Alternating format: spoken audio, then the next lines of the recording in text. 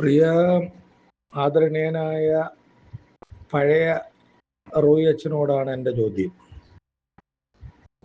താങ്കളുടെ അധീനതയിലും അധികാരത്തിലും അവകാശത്തിലും ഞാൻ ഉൾപ്പെടെ ഹൈക്കോടതി തൊട്ട് ജില്ലാ കോടതി തൊട്ട് മാവേലിക്കര കോടതി തൊട്ട് ബഹുമാനപ്പെട്ട കോടതികളിൽ കയറി ഇറങ്ങി റിസീവറുടെ കയ്യിൽ നിന്ന് താക്കോല് മേടിച്ചു തരാൻ രാത്രി 12 മണി വരെ റിസീവറുടെ വീട്ടിലിരുന്ന് പള്ളിയുടെ താക്കോല് വാങ്ങിച്ച് താങ്കളെ ഏൽപ്പിച്ച് താങ്കൾ ആ പള്ളിയിൽ കയറിയപ്പം എൻ്റെ മകൾക്കൊരു ആകസ്മികമായ മരണം ഉണ്ടായപ്പോൾ താങ്കൾ എന്തുകൊണ്ട് എൻ്റെ കൊച്ചിനെ പള്ളി കയറ്റിയില്ല? വാഹനം ഇടിച്ചു മരിച്ചതും അല്ലാതെ മരിക്കുന്നതല്ലോ ഒന്നും, നോർമൽ ഡെത്ത് അല്ലല്ലോ ഒന്നും. അന്ന് താങ്കൾ കാണിക്കാത്ത ആ ഒരു ആവേശം ഇപ്പൊ എന്തിനാ കാണിക്കുന്നത്? ദൈവം പൊറുക്കത്തില്ല റോയി അച്ഛ. താങ്കളുടെ കുടുംബത്തിൽ ഇത് വരണം. അന്നേ താങ്കളുടെ ബന്ധുവാണെന്ന് പറഞ്ഞില്ലേ? ഞാൻ ബന്ധുവല്ലായിരുന്നോ? താങ്കൾ എന്തുകൊണ്ട് അന്ന് എന്നോട് ഇത്രയും മര്യാദകേട് കാണിച്ച് താങ്കൾ ആ പള്ളി കയറ്റുകയോ പള്ളിയുടെ കതവോ ജനലോ തുറക്കാതെ പട്ടിയെ കൊണ്ടടക്കുന്ന പോലെ എൻ്റെ മോടെ ശവം താങ്കൾ കൊണ്ടടക്കിയില്ലേ? താങ്കളോട് അന്ന് ഞാൻ വിരോധത്തിനും വിദ്വേഷത്തിനും നിൽക്കാൻ ഞാൻ എന്താണെന്നറിയാമോ? താങ്കൾക്ക് ഇതിനേക്കാൾ ഭയാനകമായ ശിക്ഷ ദൈവം തരും.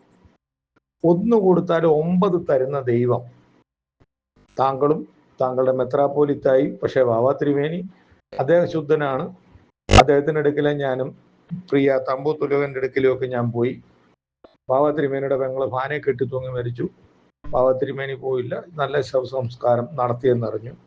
അല്ലെങ്കിൽ തന്നെ മലയാളത്തിൽ 2ാം ക്രമം എന്ന് പറഞ്ഞൊരു പുസ്തകം ഉണ്ടായിട്ട് അതുപോലും വായിച്ചു നോക്കാൻ കഴിയാത്ത ഫാദർ റോയ് ജോർജ്. പുസ്തകം വേണം ഞാൻ പബ്ലിഷ് ചെയ്യും, പത്രസമ്മേളനം വിളിക്കും, താങ്കൾക്ക് എതിർക്കുന്നെങ്കിൽ എതിർത്തു. ആ പുസ്തകം മലയാളത്തിൽ അടിച്ച പുസ്തകം പോലും വായിച്ചു നോക്കാതെ എൻ്റെ കുഞ്ഞിന് കിട്ടാത്ത നീതിക്ക് താങ്കളുടെ ബന്ധുവിന് നീതി ഉണ്ടായപ്പോൾ താങ്കൾ പോലീസുകാരെടുക്കെ ചാടുമില്ലയോ? അന്നൊരു പോലീസും ഇല്ലായിരുന്നല്ലോ, അന്ന് താങ്കൾ അത് ചെയ്തില്ലല്ലോ. അച്ഛാ, ബഹുമാനപ്പെട്ട വൈദിക ട്രസ്റ്റി, താങ്കൾ കുറെ കാലം പിന്നോട്ടൊന്ന് യാത്ര ചെയ്യണം. ചെയ്തതിനൊക്കെ ശിക്ഷ അനുഭവിക്കേണ്ടി വരും. ഇതൊരു തുടക്കമാണ്. ഞാൻ താങ്കളോടും താങ്കളുടെ സമുദായത്തിൽപ്പെട്ടവരോടും പറഞ്ഞ് എൻ്റെ മോടെ ആത്മാവിന് ശക്തി ഉണ്ടെങ്കിൽ എൻ്റെ മോടെ 6ാം വാർഷികം ആഘോഷിക്കുന്നതിന് മുമ്പേ ഈ പള്ളി യാക്കോബക്കാരിൽ നിന്നും ഓർത്തഡോക്സുകാർ എടുക്കപ്പെടും. ഒരു കാര്യം ആലോചിക്കണം കേട്ടോ, റോയിച്ചൻ എപ്പോഴെങ്കിലും സമയം കിട്ടുന്നെങ്കിൽ റോയിച്ചനും പ്രിയ മാനേജിങ് കമ്മിറ്റി മെമ്പേഴ്സും എല്ലാവരും ആലോചിക്കണം. ചെയ്തതിനെല്ലാം ഫലം അനുഭവിക്കേണ്ടി വരും, ഇന്നല്ലെങ്കിൽ നാളെ. പിന്നെ ഞാൻ നാളെ മരണപ്പെട്ട റോയിച്ചൻ്റെ ഉത്തരൂര്യം പഴമൊന്നും എനിക്ക് വേണ്ട. എന്നെ എൻ്റെ വീട്ടിനകത്ത് ദഹിപ്പിക്കാൻ പറഞ്ഞ് എഴുതി വെച്ചിട്ടുണ്ട്. നിങ്ങൾ വഴക്കിടുന്ന 2 പള്ളിയിലോട്ട് വരാനും ഞാനില്ല. ബഹുമാനപ്പെട്ട പോലീസ് അധികാരികളുടെ നെഞ്ചത്തൊക്കെ കയറി കഴിഞ്ഞാൽ അവർ അതിൻ്റെതായ മരുന്ന് തരും. നമ്മൾ സംയമനത്തിലൂടെ ഒരു പ്രശ്നം ഉണ്ടാക്കാതെ ഒരു തേരാളിയായി നിങ്ങളുടെ കൂടെ നിന്ന് ഈ പള്ളിയൊക്കെ പിടിക്കാനും താക്കോല് മേടിച്ചു തരാനും അച്ഛൻകുഞ്ഞുണ്ടായിരുന്നു. അത് റോയിച്ചൻ മറന്നുപോയി. റോയിച്ചനോട് ഞാൻ കയ്യെ പിടിച്ച് സത്യം ചെയ്തതിന് ശേഷമാണ് റോയിച്ചൻ ആദ്യമായിട്ട് മസ്കറ്റിൽ പോകും. റോയിച്ചൻ കറുത്ത കുപ്പായ വിട്ടുകൊണ്ട് എൻ്റെ അനിയൻ്റെ അടുക്കലും ജോൺസന്റെ അടുക്കലും അലക്സിന്റെ അടുക്കലും ആഗോള മരിയൻ തീർത്ഥാടന കേന്ദ്രത്തിന്റെ വടക്ക് വശത്ത് ആ തേക്ക് ചെടിയുടെ ചവിട്ടി വന്നതെന്ന് മറ്റേ പ്രശ്നം ഉണ്ടാക്കരുത് എന്ന് പറഞ്ഞ് ഞങ്ങളുടെ കാലേ വീണ ഒരു ദിവസം ഉണ്ടായിരുന്നു. അതൊക്കെ റോയിച്ച് മറന്നിട്ടുണ്ടാവും. മറന്നാലും ഓർത്തിരുന്നാലും എനിക്ക് കാര്യമൊന്നുമില്ല, എനിക്ക് വിഷയമല്ല. എങ്കിലും റോയിച്ച ഓരോരുത്തരും താൻ്റെ പ്രവർത്തിക്കതൊക്കെ വണ്ണം ഫലം തരുന്ന അതിഭയാനകമായ ദിവസം വരും. ഇവിടെയൊക്കെ നമുക്ക് കള്ളം പറയാച്ച. എൻ്റെ കുഞ്ഞിന് കിട്ടാത്ത നീതി വേറൊരാൾക്ക് എന്തിനാ അച്ഛന് കിടന്ന് മരിക്കുന്നേ? സ്വന്തം അവകാശത്തിലും കൈപ്പടയിലും അച്ഛൻ്റെ കയ്യിൽ താക്കോലിരുന്നിട്ട് പോലും ആ പള്ളി ഒന്ന് തുറന്നിടുവോ പള്ളിയിൽ കയറ്റുകയോ ചെയ്യാത്ത റോയിച്ചന് എന്തിനാ ഇത്ര കിടന്ന് ആവേശം കാണിക്കുന്നത്? എന്തിനാ? അപ്പൊ ഞാൻ നിങ്ങളുടെ പള്ളിയിലെ അംഗമല്ലായിരുന്നോ? അന്ന് റോയി അച്ഛൻ ആരും ഇല്ലായിരുന്നു വെച്ചാൽ ഇപ്പൊ ഈ വയറും ഒക്കെ വെച്ച് നടക്കുന്ന ആരും ഇല്ലായിരുന്നു. അറിയാമല്ലോ, എറണാകുളത്ത് ഹൈക്കോടതി പോകുമ്പോ എന്റെ കാറേലാ പോയെ. എറണാകുളത്ത് ഹൈക്കോടതി കാശ് കൊടുക്കാൻ ഞാനേ ഉള്ളായിരുന്നു. നിഷേധിക്കാമെങ്കിൽ റോയി അച്ഛൻ നിഷേധിക്കും. പത്രസമ്മേളനം വിളിച്ച് ക്ലീൻ ആയിട്ട് തെളിവ് കൊടുക്കാൻ ഞാൻ തയ്യാറാണ്. എങ്കിലും എനിക്ക് റോയിച്ചനോടോ സഭയോടോ ആരോടും അല്ലെ കമ്മിറ്റി അംഗങ്ങളോടോ മാനേജിംഗ് കമ്മിറ്റി അംഗങ്ങളോടോ ഒന്നും എനിക്ക് യാതൊരു പിണക്കമോ വൈരാഗ്യവും ഇല്ല. കേരളത്തിൽ ആദ്യമായി 1934 കോൺസ്റ്റിറ്റ്യൂഷൻ അംഗീകരിക്കുന്നു എന്നും പറഞ്ഞുകൊണ്ട് ബഹുമാനപ്പെട്ട ഹൈക്കോടതിയില് അവിടെ വിറ്റ് ഒപ്പിട്ട് കൊടുത്തവരാ ഓർത്തഡോക്സ് പള്ളിയുടെ മുമ്പിൽ പോയി കിടന്ന് ചീത്ത വിളിക്കുന്നതും പോലീസുകാരോട്. പേപ്പർ എന്റെ ഇരിപ്പുണ്ട്, പത്രസമ്മേളനം വിളിക്കാം, ഞാൻ തരാം. അപ്പൊ ഇത് ഏതോ ഒരു തൽപര കക്ഷിക്ക്, ഒരാൾക്ക് വേണ്ടി, ഒരു കുടുംബത്തിന് വേണ്ടി നിങ്ങൾ നടത്തുന്ന പോരാട്ടമാണ്. എന്നോട് തർക്കിക്കാൻ തയ്യാറുണ്ടെങ്കിൽ ഞാൻ വെല്ലുവിളിക്കുന്നു. 1934 constitution accepted all members in Kattachira Jacobite Syrian church എന്ന് പറഞ്ഞ് അവിടെ വിറ്റ് കൊടുത്തിട്ടാണ് കട്ടച്ചിറ പള്ളിയിൽ ഇലക്ഷൻ നടത്തുന്നത്. അറിയാമോ? അതിനകത്ത് റോയി അച്ഛൻ്റെ അനിയൻ പോലും ഒപ്പിട്ടിട്ടുണ്ട്. പേപ്പർ എൻ്റെ ഇരിപ്പുണ്ട്.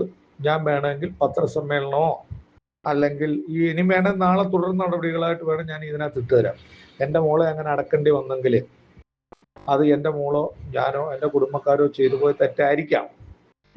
നിങ്ങളുടെ പള്ളിയിലെ ഹെഡ്മാഷായിട്ട് 30 വർഷം സേവനം അനുഷ്ഠിച്ച എൻ്റെ അപ്പൻ്റെ അനിയൻ ജോർജ് കുട്ടി, അയാളുടെ ശവോടക്ക് സംബന്ധിച്ച് അവിടെ വന്നപ്പോൾ കാണിച്ച കോലാഹലങ്ങൾ റോയി അച്ഛൻ്റെ മനസ്സാക്ഷിയോട് ചോദിക്കണം.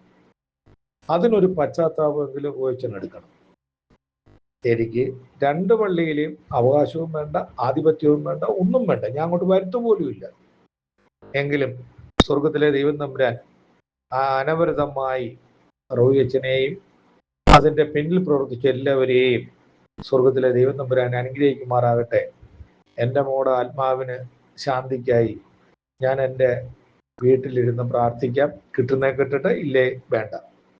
എന്തായാലും ക്യാൻസർ പിടിച്ച് മരിക്കാനിരിക്കുന്ന ഒരാള് ഒരു പള്ളിയിലച്ഛനോ ഒരു മെത്രാപ്പോലിത്തായോ അല്ലെ ഒരു കപ്പിയാരോ അല്ലെ പാത്രക്കീസോ എന്ന് പ്രാർത്ഥിച്ചാലൊന്നും ആ സമയമാവുമ്പോൾ മരിക്കും. അത്രമാത്രം വിചാരിച്ചാൽ പിന്നെ ഇതൊരു ഉപജീവനത്തിന്റെ മാർഗമാണ്. പിന്നെ അടുത്തൊരു പ്രശ്നം, അത് തട്ടിപ്പാ. അല്ല, ഇതിനകത്തൊന്നും ഒരു കാര്യമില്ല അച്ഛൻ. കാണികളെ നേരെ നിർത്താൻ ഒരു വികാരി. പക്ഷെ റോയിച്ചനെ സംബന്ധിച്ചിടത്തോളം ഇദ്ദേഹത്തിന്റെ ആരാധനകൾ, ഇദ്ദേഹത്തിന്റെ കുർബാനകൾ, ഇദ്ദേഹം നാട്ടുകാരോട് കാണിക്കുന്ന പെരുമാറ്റം എല്ലാം ടോപ്പാണ്. അതിനൊന്നും നമുക്ക് തർക്കമില്ല. പക്ഷെ തൽപര കക്ഷികളുടെ ആവശ്യത്തിനനുസരിച്ച് അച്ഛൻ ഒരു ദിവസം പിന്മാറി. ഇത് കണ്ടിന്യൂസ് ആയിട്ട് ഞാൻ ഇടാൻ ആഗ്രഹിക്കുന്നുണ്ട്. അച്ഛൻ പറഞ്ഞാൽ മതി, വേണേ ഇടാം. 34 ഭരണഘടന അംഗീകരിക്കുന്നു എന്ന് പറഞ്ഞ് ഒപ്പിട്ട് കൊടുത്ത നമ്മുടെ ബഹുമാനപ്പെട്ട ഷേവലിയാര് എങ്ങനെ യാക്കോബ സഭയുടെ ഷെവിലിയരാകുന്നത്? ഇനി നമ്മുടെ പള്ളിയിലെ മേൽപ്പട്ടക്കാരനേക്കാൾ വലിയ സാന്നിധ്യം വഹിക്കുന്ന എല്ലാവരും ഓർത്തഡോക്സിൽ കൊണ്ടുവന്ന് പെമ്പിള്ളാരെ കെട്ടിച്ചിട്ട് അവിടെ വിറ്റ് എഴുതി കൊടുത്ത്, എൻ്റെ അനിയൻ പോലും അവിടെ വിറ്റ് എഴുതി കൊടുത്ത് കല്യാണം നടത്തിയിട്ട് എന്തോനാ വെച്ചാ നമ്മൾ കുരിശുമൂട്ടിലും പള്ളിയിലും കയറി ബഹളം വെക്കുന്നേ. കല്യാണം കഴിച്ചു വിട്ടപ്പോൾ ആ കൊച്ചു ഓർത്തഡോക്സുകാരിയായി. തന്ത പാത്രകീസുകാരനാന്ന് പറഞ്ഞിട്ട് ഓർത്തഡോക്സ് പള്ളിയിൽ ചെന്ന് ബഹളം വെക്കാൻ പറ്റുമോ? നമ്മളെല്ലാം ജീവനുള്ള യേശു ക്രിസ്തുവിനെ മനസ്സിൽ ധ്യാനിച്ച് മുമ്പോട്ട് പോകുമ്പോൾ വിട്ടുവീഴ്ചയും പിന്നെ അച്ഛൻ്റെ പോസ്റ്റ് എന്നൊക്കെ പറഞ്ഞപ്പോൾ ഭയങ്കര പോസ്റ്റാണ്. ആ കട്ടച്ചിറയിലെ ജനങ്ങളെ സ്വാതന്ത്ര്യത്തിന്റെ പാതയിലൂടെ നയിക്കുവാൻ സ്വർഗത്തിലെ ദൈവം തമ്പുരാന്റെ അനുഗ്രഹീതമായ സ്പർശം റോയിച്ചനെ അനുഗ്രഹിക്കട്ടെ. റോയിച്ചന് അതിനെല്ലാവിധ ആശംസകളും അർപ്പിക്കുന്നു. ഒരു ബഹളം വെക്കുന്ന അവസ്ഥയിൽ നിന്നും മാറി നമുക്കെല്ലാവർക്കും ഏകോദര സഹോദരങ്ങളെ പോലെ ജീവിച്ച് നമ്മുടെ എല്ലാമായ കട്ടച്ചിറ വലിയ പള്ളിയുടെ നന്മയ്ക്കും കട്ടച്ചിറ ആഗോള മരിയൻ തീർത്ഥാടന കേന്ദ്രത്തിന്റെ നന്മയ്ക്കുമായി നമുക്ക് എല്ലാവർക്കും തോളോട് തോള് ചേർന്ന് പ്രവർത്തിക്കാം.